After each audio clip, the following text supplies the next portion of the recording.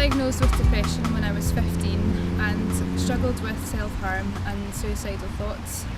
I had experience of people making comments in passing about their views on people with depression and people who self-harmed, saying things like people who self-harm only do it for attention, or that young people have got nothing to be depressed about and can't possibly be suffering from depression.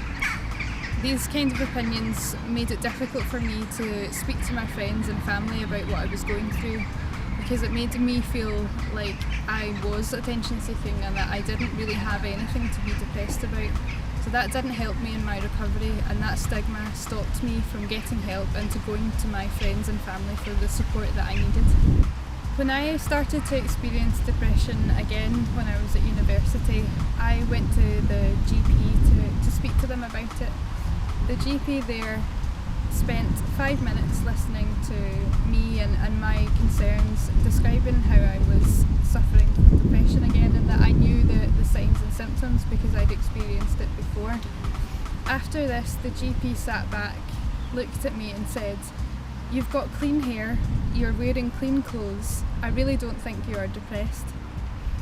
At the time I was in a really low place and I didn't have the strength or the energy to disagree or to stand up for myself.